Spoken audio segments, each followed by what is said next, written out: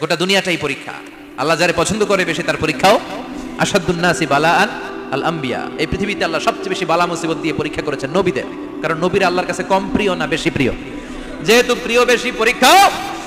এজন্য মুমিনের উপর যদি পরীক্ষা আসে, মুমিনের উপর যদি অত্যাচার আসে, মুমিনের উপর যদি ধৈর্যের পরীক্ষা আসে, জেল জরিমানা আসে, মুমিন ওইটারে ভয় পায় না। মুমিন ভয় পায় একজনকে, চিল্লায় বলেন তিনি কে? কারণ আল্লাহর ঘোষণা ওয়ালা তাহিনু ওয়ালা তাহজানু, ঘোষণাটা কার? ভয় নাই, তোদের চিন্তা নাই। আনতুমুল আ'লাউনা ইন কুনতুম মুমিনিন, তোমরাই বিজয়ী হবা যদি মুমিন হও, যদি মুমিন হও। এজন্য ধৈর্যের পরীক্ষা দিতে হবে, আল্লাহর উপর তাওয়াক্কুল করতে হবে, অত্যাচার আর জুলুম আল্লাহর নামে সহ্য করে যেতে হবে। চিল্লায় বলেন ঠিক কি না? কারণ মুসলিমের সাথে আল্লাহ থাকে। মুসলিমের বদদুয়াকে বিশ্বনবী ভয় করতে বলেছেন, কারণ মুসলিমের বদদুয়ার মাঝে আর আল্লাহর মাঝে পর্দা থাকে। যারা দুনিয়ার বুকে জুলুম করে তাদেরকে ক্ষমতার মসনদ থেকে নামিয়ে দেয় কে?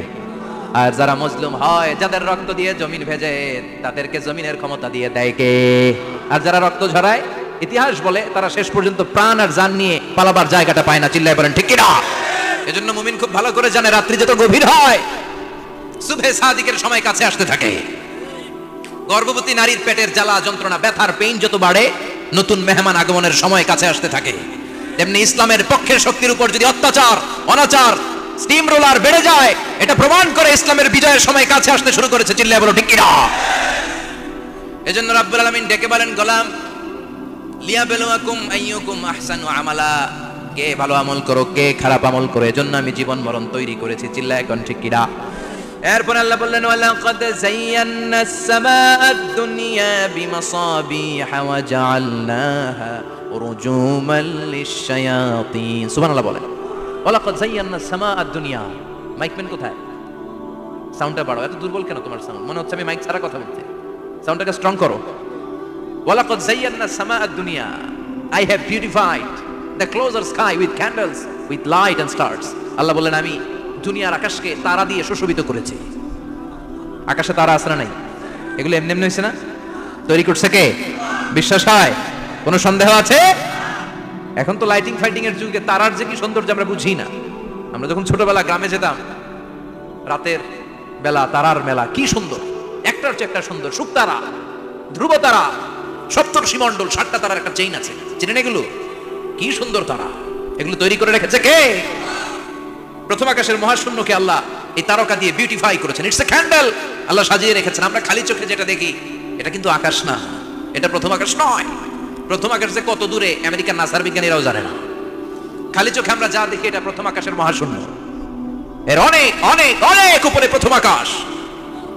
এরপরে দ্বিতীয় আকাশের মহাশূন্যের স্তর শুরু, এরপরে দ্বিতীয় আকাশ, তারপরে তৃতীয় আকাশের মহাশূন্যের স্তর শুরু, তারপরে তৃতীয় আকাশ।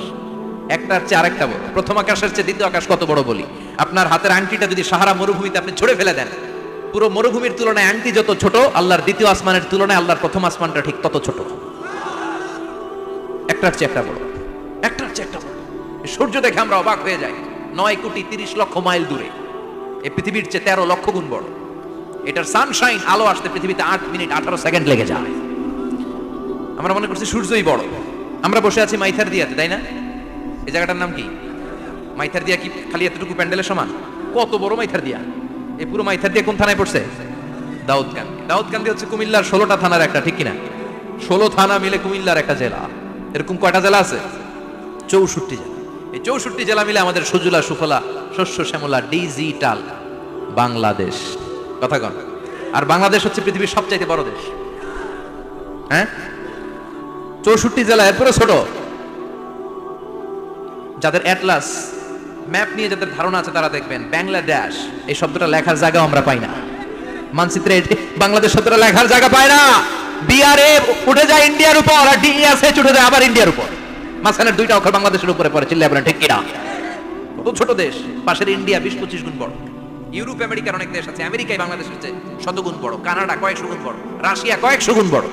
এরকম প্রায় 200 দেশ নিয়ে পৃথিবীর স্থলভাগ, আর 70% হচ্ছে শুধু পানি। এই সব মিলে আমাদের এই পৃথিবী। আর এত বড় পৃথিবীর চেয়েও নাকি সূর্য 13 লক্ষ গুণ বড়। তার মানে সূর্যই বড় না, সূর্যের চেয়ে অনেক বড় তারা আছে। সূর্যের পরে পৃথিবীর সবচেয়ে কাছের যে তারা বা স্টার, ওটার নাম হচ্ছে প্রক্সিমা সেন্টারি। নাম কি?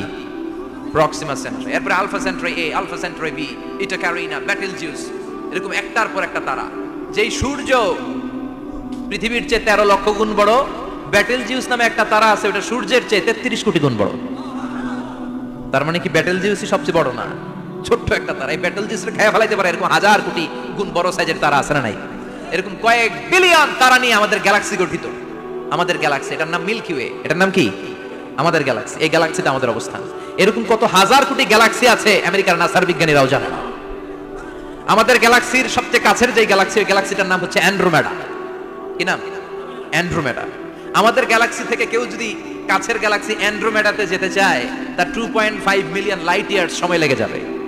কথাটা কঠিন হয়ে গেছে, আমি ভেঙে বলি, তারপরে সুবহানাল্লাহ কই। আমাদের গ্যালাক্সির নাম মিল্কি ওয়ে। মিল্কি ওয়ে থেকে যদি কেউ অ্যান্ড্রোমেডাতে যেতে যায়, কত সময় লাগবে? 2.5 million light year. Light year মানে আলোকবর্ষ।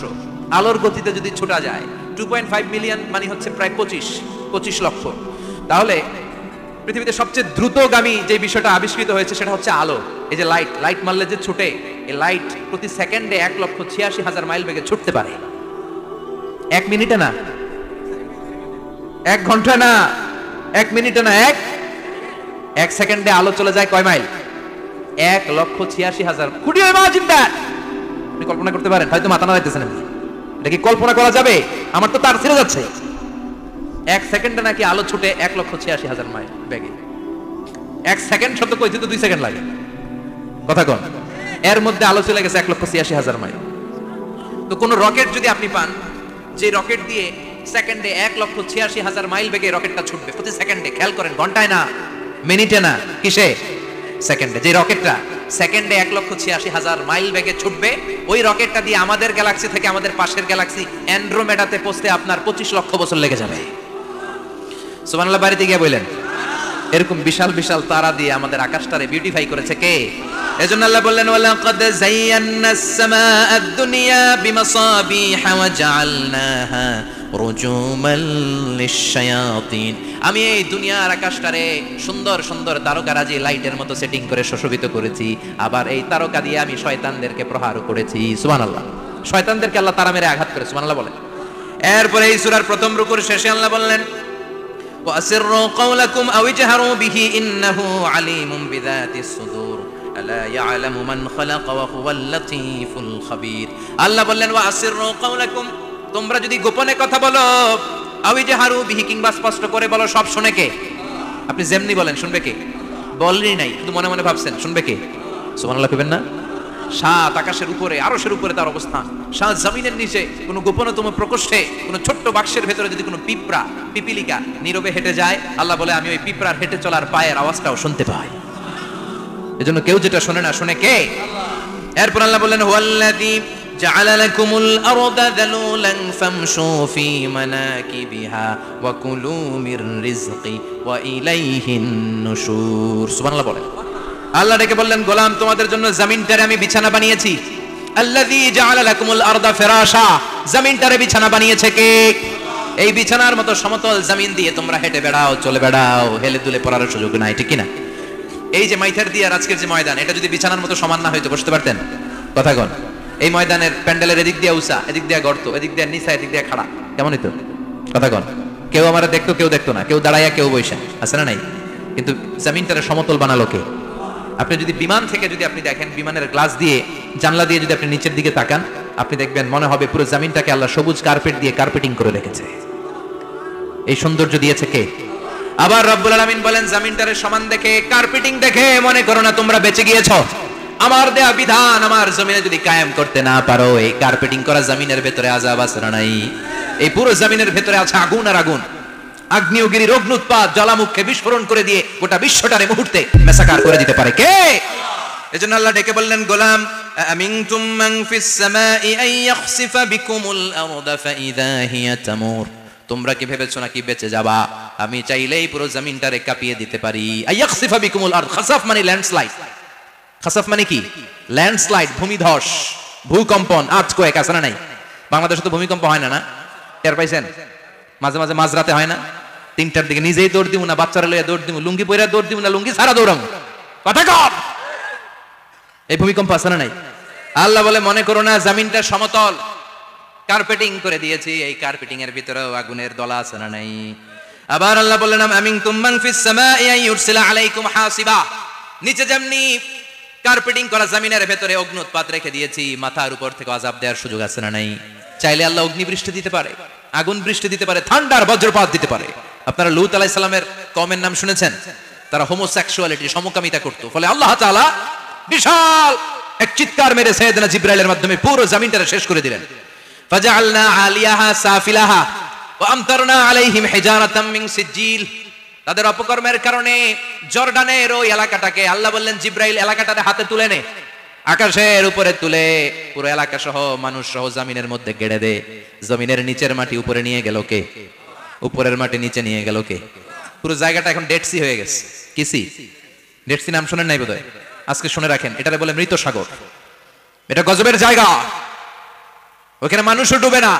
লবণের ডেনসিটি, সল্টের ডেনসিটি এত হাই, এই পানির মধ্যে এত গজব, এর মধ্যে কোনো মাছ জন্মায় না, চিংড়ি জন্মায় না, কাঁকড়া জন্মায় না, ব্যাং হয় না, শ্যাওলা হয় না, কিচ্ছু বাঁচে না।